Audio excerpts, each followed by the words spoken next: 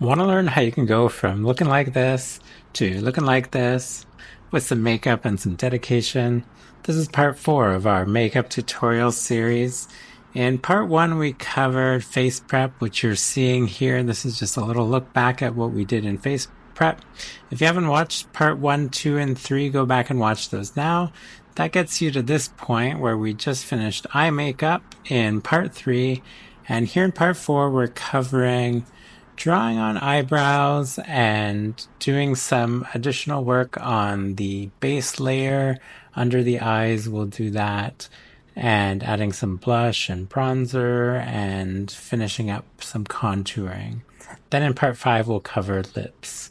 So here we're using a NYX brown eyebrow pencil to draw on the brows. First we started out doing an outline, and now we're filling it in here.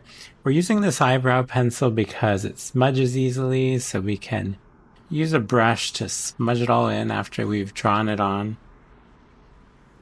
Once we're happy with the shape, you just smudge those in the middle there, and then blend it in with a brush. We're also going to go over this with some brow gel. We use brow gel because the brows can be hard to draw on with all the powder and makeup underneath. We don't want to move any of the makeup that you've used to cover the brows, so brow gel works well here to fill these in. So we're just filling them in here, as you can see, just staying within the lines that we drew and using a color that depends on your wig that you're going to use or your hair color. So you want it to match. You don't want to go too dark if you're going to have a blonde wig. Now we are applying some contour. We're using the same contour that we used in part 2. It's a Makeup Forever HD Skin Palette contour. You'll choose a color that depends on your own skin color. So we contoured down by the nose, and around the brows we added some contour to give them some shape and definition. And then we're putting concealer under the eyes here. This is an Hourglass concealer. Again, the same concealer we used in part 2.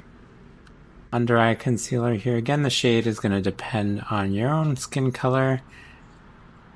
So it's always good to go to a makeup place like Sephora and get some matching, get a shade matching done, or you can do those online too.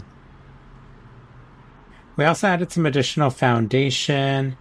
That's the same foundation that we used again in part 2. It's the Haus Labs foundation by Lady Gaga. And now we're blending everything together with the Beauty Blender.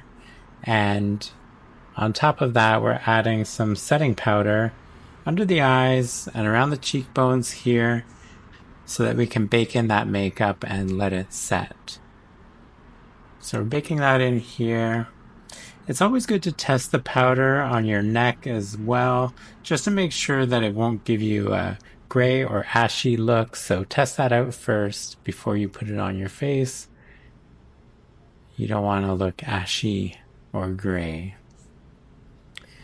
Then brush it away, and you're ready to apply blush next. We're using Hourglass blush in the shade Ambient, as well as a Tarte Pink Luster blush here. We're also applying bronzer at this stage, so we're applying bronzer, and as well we're applying some contour powder here in the places where we contoured earlier, around the nose and on the cheekbones and on the forehead. We also applied a highlighter from Tarte, and we're done with the face. Stay tuned for part 5, where we'll cover lips and finishing touches. Follow us so you don't miss it.